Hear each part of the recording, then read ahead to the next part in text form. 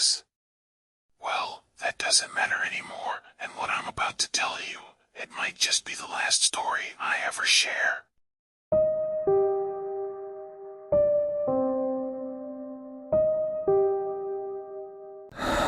Hi. I need to tell someone what happened. Maybe then I'll convince myself it wasn't real. God, I hope it wasn't real. It started 3 nights ago.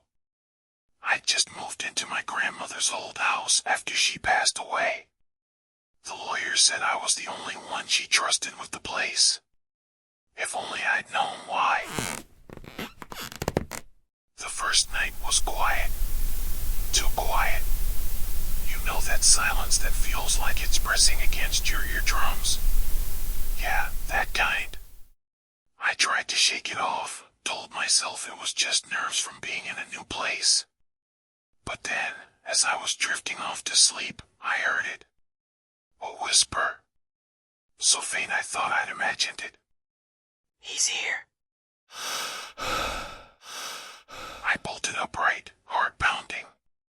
The room was empty, moonlight casting long shadows across the faded wallpaper. I convinced myself it was just the wind, or my mind playing tricks. I didn't sleep much that night. The next day, I started unpacking, trying to make the place feel more like home. In the attic, I found an old photo album. The pictures were unsettling. Familiar members with blank eyes, forced smiles. And in every photo, a shadow in the background. A figure just out of focus. I slammed the album shut, my hands shaking. That's when I noticed the scratches on the attic floor. Deep gouges in the wood, like something had been dragged. Or had clawed its way out. I'm getting ahead of myself. I need to tell this right. That night, I double-checked all the locks before bed. I was on edge, jumping at every creak and groan of the old house. As I lay in bed, staring at the ceiling, the whispering started again. He's awake. This time, it wasn't just one voice. It was many, a chorus of whispers coming from every corner of the room. I squeezed my eyes shut, telling myself over and over that it wasn't real. Then I felt it. A cold, clammy hand on my ankle. I screamed and scrambled away, flicking on the light. Nothing. The room was empty. But there, on my ankle, were 3 long, red scratches. I didn't sleep at all that night. As soon as the sun rose, I started packing. I had to get out of there.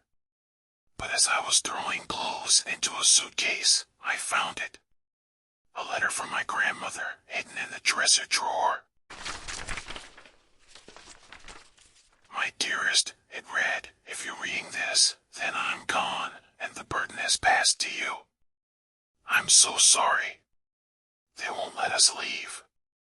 They've been here for generations, feeding on our fear. The only way to survive is to... What was that? Oh God, something's in the house. I can hear it moving downstairs. Heavy footsteps, dragging something. Please, I need to finish this. You need to know. The letter ended there, the rest torn away. I stood there, frozen, as the footsteps got closer. Slow, deliberate. The temperature in the room plummeted, my breath coming out in white puffs. Then the whispering started again, louder this time. He knows. Take him. Take him. Take him. I ran. Down the stairs, through the living room. But the shadows, they moved. Reached for me with long, spindly fingers. I could feel their cold touch on my skin, hear their raspy breathing. I made it to the front door, fumbling with the lock. But it wouldn't open. I was trapped. That's when I saw it in the hallway mirror. A figure, tall and gaunt, with skin like cracked parchment and eyes that were nothing but empty sockets. It smiled at me, revealing rows of needle-like teeth. "Welcome home," it said, but not with its mouth. The voice was in my head. I screamed, and screamed, and screamed. I woke up in my bed. Sunlight streaming through the windows. For a moment, I thought it had all been a nightmare. Then I saw the scratches on my ankle, the letter on the floor, and in the mirror, a flicker of that terrible smile. They're still here, watching, waiting. I can feel them. I don't know how long I can last. If you're hearing this, please, don't come looking for me. Just know that the shadows, they whisper. And sometimes, they do much worse than that. They're coming. I can hear them.